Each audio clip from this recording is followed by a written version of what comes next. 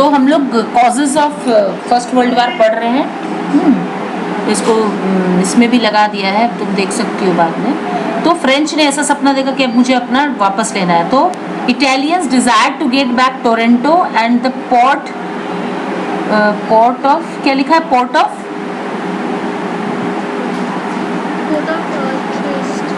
ट्रिस्टल कुछ लिखा है, and which were inhabited by Italians but were still the part of Austria Hungary, Hungary बोलते हैं इसको, हंगेरी इज अ कंट्री। तो फ्रेंच तो है अपना, उसको तो रिवेंज लेना ही था, अपना सारा प्रोविंसेस वापस लेना था, और इटालियन के ऊपर भी ये बहुत बार हमला किया था जर्मनी, और उसके कुछ देशों, उसके कुछ हिस्सों को भी अपने अंडर में कर लिया था जर्मनी। तो Italy was also on taking revenge, so Italy was also on the verge of taking revenge, it also wanted to take revenge on Germany. तो बोथ द कंट्रीज, दो कंट्री तो ऐसे ही तैयार हो गया था, तो they were against Germany, France और Italy. Then there was the unsatisfied national spirit of Balkan states. हाँ, बाल्कन स्टेट्स, वहां पर देखना बाल्कन स्टेट बहुत सारा है, Serbia, Bulgaria of Poland and the people of Austria Hungary. The people politics leader were successful in fanning hinted and passion under the cover of nationalism. अब जितने भी बाल्कन स्टेट्स थे, बाल्कन स्टेट बहुत सारे states को आपस में मिला के बाल्कन बोलते हैं उधर, मैं दिखा दूंगी तुमको अभी। वो सारे स्टेट्स भी अपना जो बदला जर्मनी से लेना चाहते थे, तो ये एक रीज़न हो गया उसका, और सबको ही अपने अपने नेशनलिज्म में लगे हुए थे। ठीक है, अच्छा, आर्मामेंट रेस, आर्मामेंट रेस में क्या था, सारे कंट्रीज, इसका मैं जीएसटी बोल दे रही हूँ तुमको, जितनी भी कंट्रीज थी, एक देखो यहाँ पे नाम लिखा हुआ है बहुत सारे कंट्री का, देखो, the Krupps in Germany, Vicker Armstrong in England, कुछ भी नहीं दिख रहा है खुशी, प्लीज फोटो अच्छा से लो प्लीज, इन फ्रांस, जो भी, हाँ पीडीएफ में भेजती हूँ, लेकिन पीडीएफ का तुमको दिखाई ना प्रॉब्लम, देखी थी ना, एक क्लिक करती हूँ तो दूसरा में भाग जाता है, दूसरा क्लिक करती हूँ तीसरा में भाग जाता है। हाँ, so this is the problem. तो पीडीएफ में तुम single photo, you can not take single photo. नहीं तो हाँ, तो वैसे एक बार में सारा लोगी तो so there is another problem है, तो सिंगल लेके भेज सकती हो तो भेजो। तो देखो, ये आर्मामेंट क्या था, रेस चल गया था आर्मामेंट का, कि हाँ सबको आर्म्स प्रिपेयर करना है, मैंने कोई बोल रहा है हम तोप बनाएंगे, कोई बोल रहा है हम गनशेल बनाएंगे, कोई बोल रहा है हम पिस्टल बनाएंगे, और सारे देश इस होड़ में लग गए थे। अच्छा मान लो आज अगर देखता, बहुत बार ऐसा हुआ कि पाकिस्तान ने बम फोड़ा उधर, उसका एटम बम का उसने दिखाया कि मेरे पास एटम बम है, तो वो एटम बम दिखाएगा तो दूसरा भारत रुकेगा क्या, भारत भी दिखाएगा कि मेरे पास एटम बम है। ठीक है, फिर उधर अमेरिका दिखाएगा कि मेरे पास ये है, तो वो उधर चाइना भी दिखाया कि हाँ मेरे, नहीं पहले चाइना दिखाया कि मेरे पास, कितना सारा शो किया था कि मेरे पास इतना, ये लोग दिखाता है बीच बीच में कि मेरे पास इतना आर्मी है, इतना गन्स है, ये है वो है। हाँ, तो उधर अमेरिका भी दिखाया कि मेरे पास बहुत है। तो ये एक होड़ होता है, एक रेस होता है कि अगर एक देश दिखाता है कि मेरे पास इतने गन्स हैं, इतने आर्म्स है, तो दूसरा देश भी दिखाता है, दूसरा देश रुकता नहीं है, और ये तभी रुकता है जब आपस में लड़ाई होती है। तो सेकंड वाला का पढ़ लेना थोड़ा सा अपने से, जिस्ट बता दी हूँ। अब division of Europe into 2 arm camps, triple alliance and triple entity, ऐसा कुछ लिखा हुआ है। हाँ, तो अब यूरोप 2 आर्म्ड कैंप्स में बट गया था। एक ग्रुप में कौन कौन थे, देखो, एक ग्रुप में थे, ट्रिपल अलायंस में थे जर्मनी, ऑस्ट्रिया और Hungary, had seized a treaty to help each other. अगर कोई बहुत एनिमी अटैक करेगा तो ये इन 3 कंट्री ने, जर्मनी, ऑस्ट्रिया और हंगरी, ये तीनों में आपस में ट्रीटी हो गई थी, संधि हो गई थी, जिसको फ्रेंडशिप भी बोलते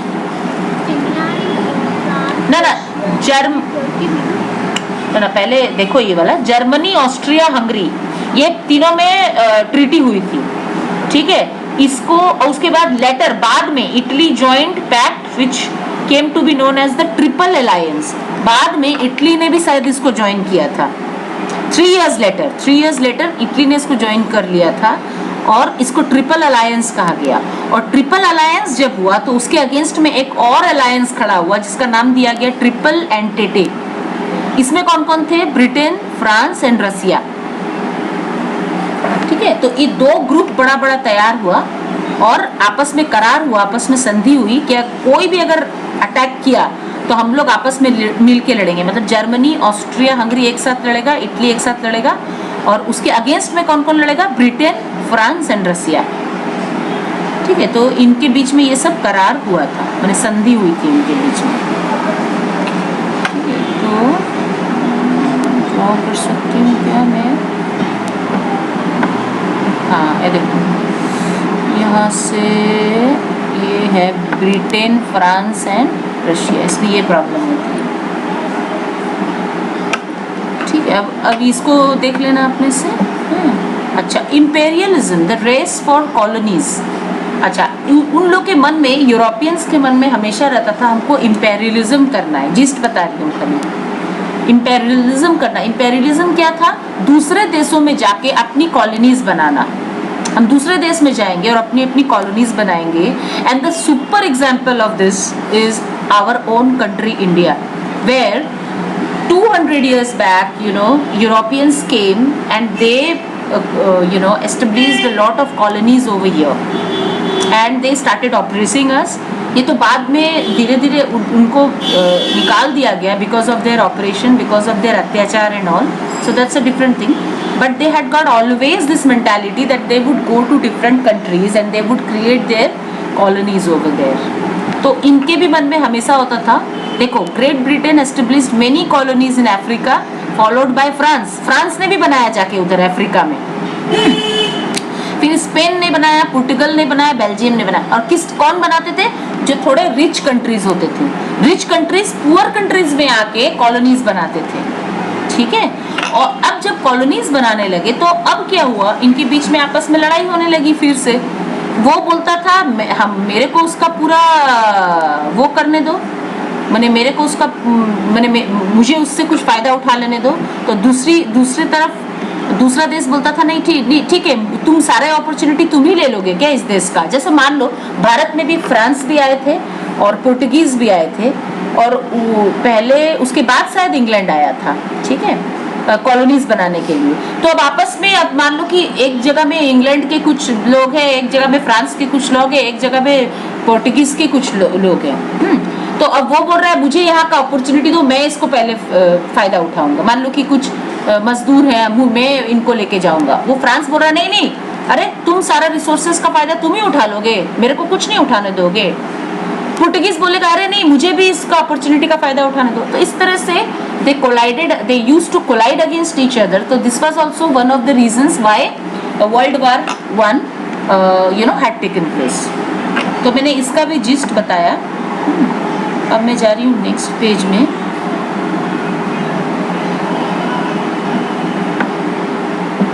अच्छा, नेक्स्ट पेज में इधर तो कुछ नहीं है। हाँ, ये है, ये देखो, सरजेवो क्राइसिस, साराजेवो क्राइसिस। ठीक है, साराजेवो में एक चीज़ मैं तुमको दिखाना चाहती हूँ। देखो तो तुमको दिखेगा क्या? ये मेरे को समझ में नहीं आ रहा है। एक मिनट। हाँ,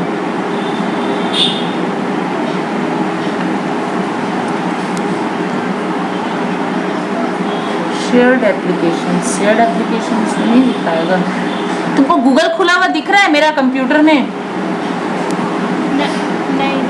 नहीं दिख रहा है ना, तब नहीं। हाँ, वो नहीं होगा, मेरे को लगा था कि हो जाएगा। अभी दिख रहा है ना? अच्छा, देखो, मैं तुमको एक फोटो भेज रही हूँ, उसको देखना अभी। हाँ,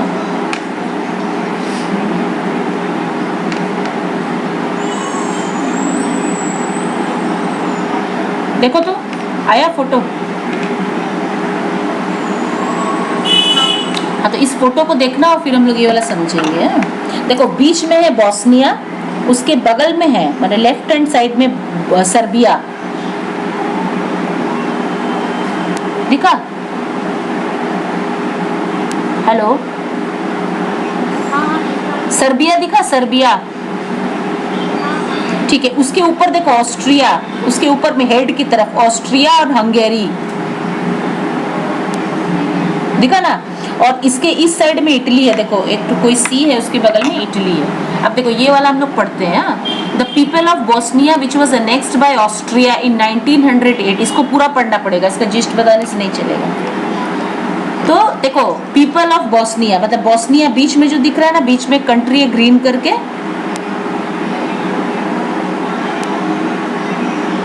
बोस्निया को जो है ऑस्ट्रिया क्या किया था, अनेक्स कर लिया था।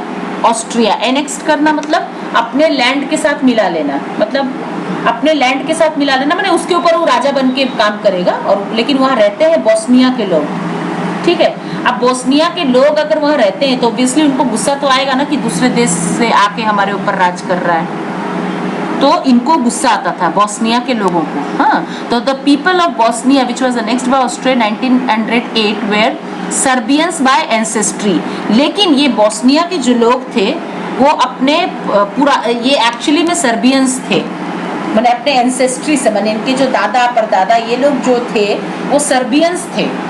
फिर धीरे धीरे सर्बियन के लोग हो सकता है आके बोस्निया में बस गए होंगे, ठीक है, तो ये बोस्नियन होगा, लेकिन एक्चुअली एंसेस्ट्री से वो सर्बियंस थे, क्योंकि उनके दादा परदादा सर्बियन के थे। वो जो पिंक कलर का करके दिया हुआ है उसको मैप को खोल के रखो और मैप देखते देखते पढ़ोगी।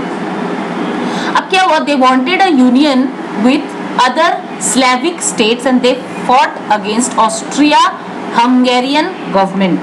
अब ऑस्ट्रिया और हंगेरी देखो दोनों मिलके बोस्निया के लोगों के ऊपर गवर्नमेंट चलाते थे, ठीक है। अब बोस्निया के जो लोग थे वो सारे स्लेविक कंट्रीज से मिलकर, माने बगल अगल में जितना कंट्रीज है, सर्बिया, रोमानिया, अल्बानिया, ये सब स्लेविक कंट्रीज, स्लेविक मतलब वहाँ के इन कंट्रीज के लोग, अगर if I am not mistaken, एक बार देख सकती हो तुम, यहाँ के लोग स्लेव थे, ठीक है, इसलिए ज्यादातर यहाँ के लोग स्लेव का काम करते थे, तो इनको स्लेविक कंट्री कहा गया।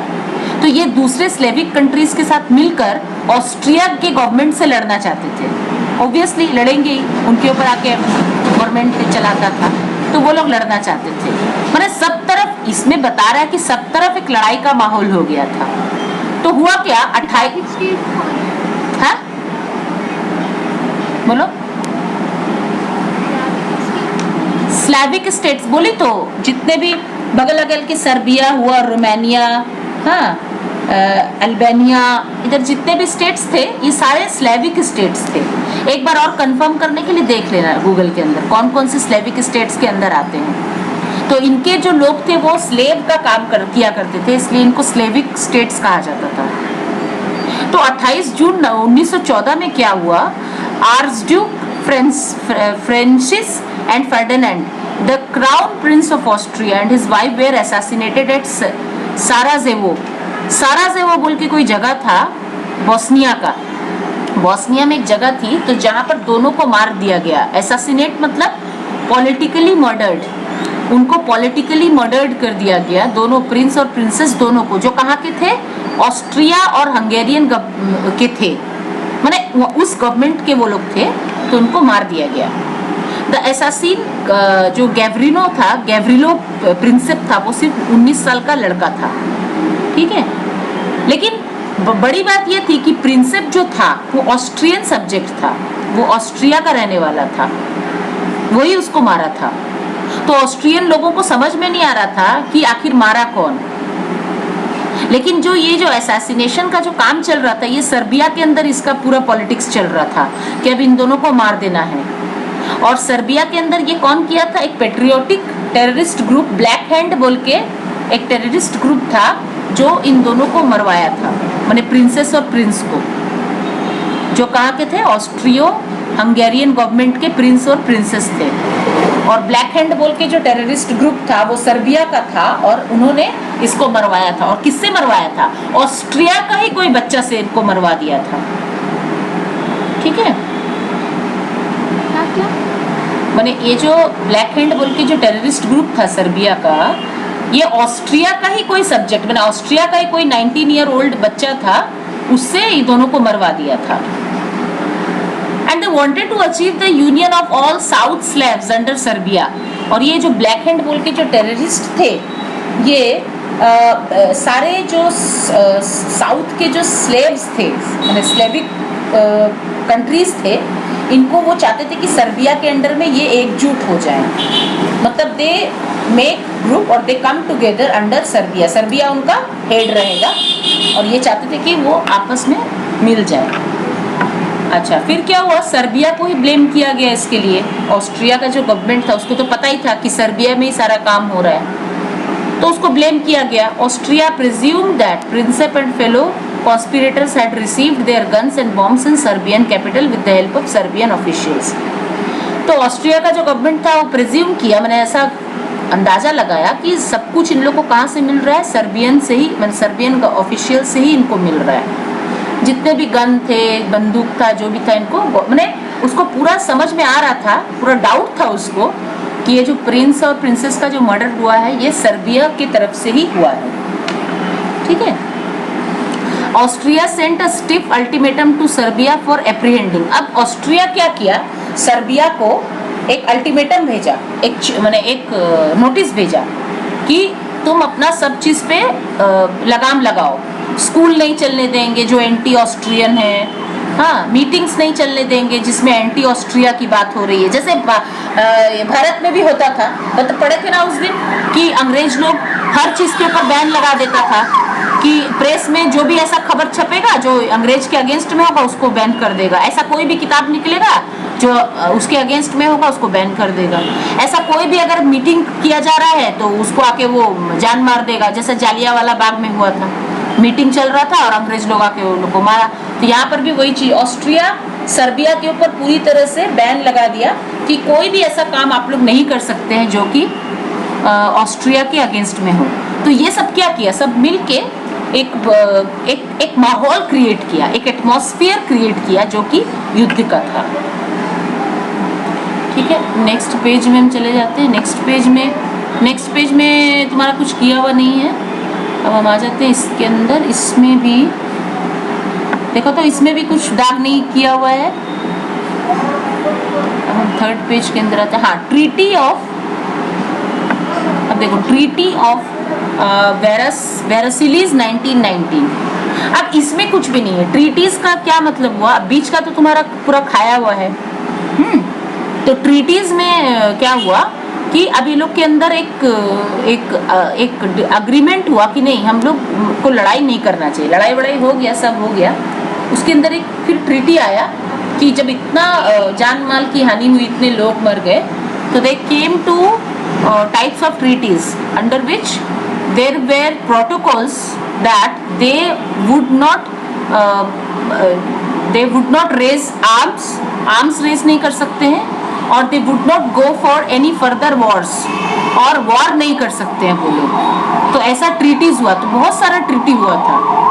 ठीक है, बहुत सारा ट्रीटी हुआ था जिसमें से ये सारा terms and provisions of the treaty, नहीं एक ही ट्रीटी हुआ था, सॉरी, टर्म्स एंड प्रोविजंस बहुत सारा था। तो टर्म्स एंड प्रोविजंस को तो तुम टिक नहीं की हो तो उसको नहीं पढ़ना है क्या, पता नहीं मेरे को।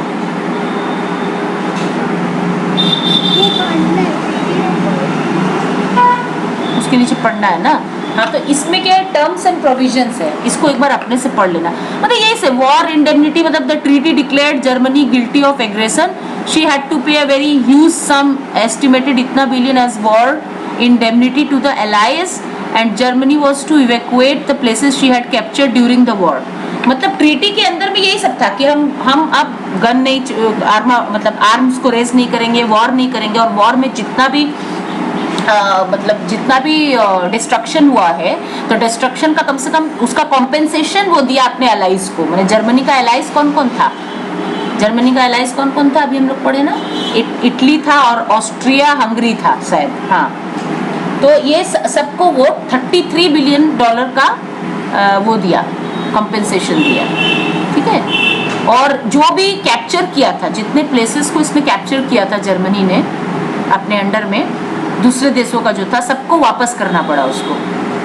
ठीक है, तो ये सब ट्रीटीज के अंदर बहुत सारा था। द रिने वैली, ये सब भी एक बार अपने से, जितने भी, जैसे मान लो कि कोई देश से लड़ाई किया और वहां के लोगों को मार के वहां का प्रोविंस को हथिया लिया, वहां के लैंड को एनेक्स कर लिया, तो वो सारे लैंड को वापस करना पड़ा उस देश को। जैसे मान लो कि और शी कौन है? हाँ शी जर्मनी के लिए शी यूज हो रहा है। Germany was to evacuate the places she had captured during the war. Germany के लिए यूज हो रहा है ना, हम लोग कंट्री को तो शी करके यूज करते हैं ना।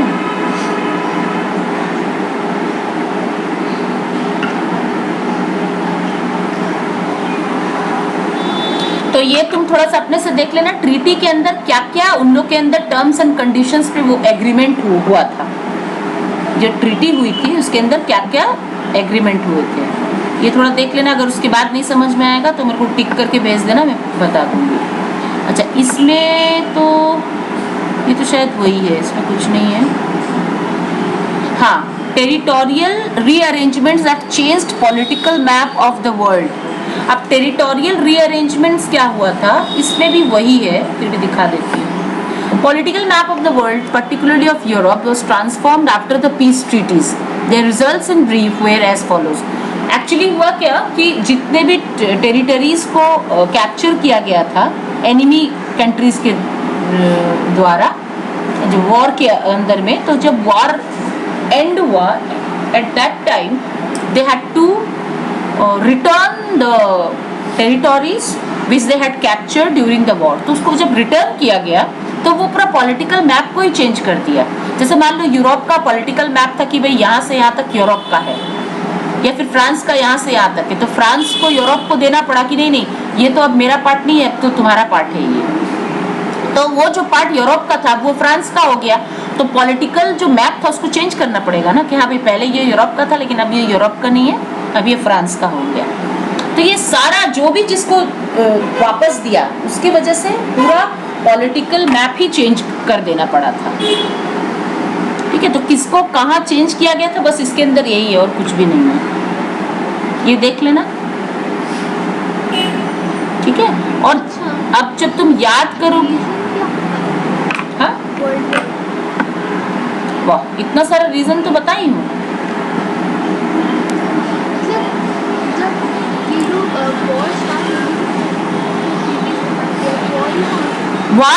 वार बनाने के पहले ट्रीटीज हुआ है, वार होने के बाद ट्रीटीज हुआ है, ये सब सारा बीच कहाँ, अरे अंदर में होगा, अरे अंदर में होगा सारा, हम लोग पढ़े कहाँ है, 2-3 पेज तो स्किप हो गया है हमारा। हाँ अरे 1949 में 14 में बहुत, किसके बारे में, वॉर के बारे में देखो ऐसे क्या पता है, बस इतना ही जानते हैं कि डिस्ट्रक्शन हुआ था, ह्यूज डिस्ट्रक्शन हुआ था और इतने लोग मरे थे कि उतने लोगों का बोलता है कि आज तक कोई उसका लिखित प्रमाण नहीं है कि कितने लोग मारे गए थे उसमें, बस यही जानते हैं। फिर वर्ल्ड वॉर 2 भी हुआ था 1945 से लेकर 47। हाँ वर्ल्ड वॉर 2 भी हुआ था 1945 से लेकर 47 तक शायद, if I am not mistaken. तो उसके बाद ट्रीटीज हुई थी, फिर वर्ल्ड वॉर 2 हुआ, उसके बाद फिर से ट्रीटीज बने थे जो कि आज तक चलता आ रहा है। देखो कब तक चलेगा, अब बोलता तो है सब वर्ल्ड वॉर 3 होगा, ये होगा वो होगा, लेकिन अभी तक तो वो ट्रीटीज को लोग फॉलो कर रहा है, अभी भी वर्ल्ड वार नहीं होने देता है। जैसे अभी भी इजराइल और पैलेस्टीन के बीच इतना वार चल रहा था, वो तुमको नहीं पता होगा, पता है, थैंक गॉड कि तुमको पता है। तो ये जो इजराइल और पैलेस्टीन के बीच में आज से नहीं कम से कम हजारों 100 साल से इसका युद्ध चल रहा है दोनों के बीच। तो इसको भी अभी कैसे कैसे करके लोग अमेरिका और ये सब का इंटरवीन करके इसको रुकवाया गया है इस वार को। मैं तो ऐसा लग रहा था कि अभी वर्ल्ड वार में ना बदल जाए, क्योंकि एक इधर लड़ाई चल रही है, ऊपर से कोरोना के लिए सब कोई चाइना से बहुत ज़्यादा गुस्सा हो रखा है क्योंकि चाइना ऐसा किया, तो वर्ल्ड वार ना चालू हो जाए। तो देखो अभी तक तो ये लोग फॉलो कर रहा हो, लोग आगे भी फॉलो करें ट्रीटीज को, ठीक है। और the league of the Nations, इसमें भी यही सब है कि कौन सा नेशंस का लीग, एक बार पढ़ लेना, ये बहुत इजी है, मैं इसको देखी थी, मैं 2 लाइन पढ़ के छोड़ दी, ठीक है, एक बार पढ़ लेना। अच्छा अब इसके बाद अगर कुछ नहीं समझ में आए तो एक काम करो, लाइन मार दो और मुझे पेजेस भेज देना, ठीक है, ठीक है। एक मिनट रुकिएगा। हाँ बोलो।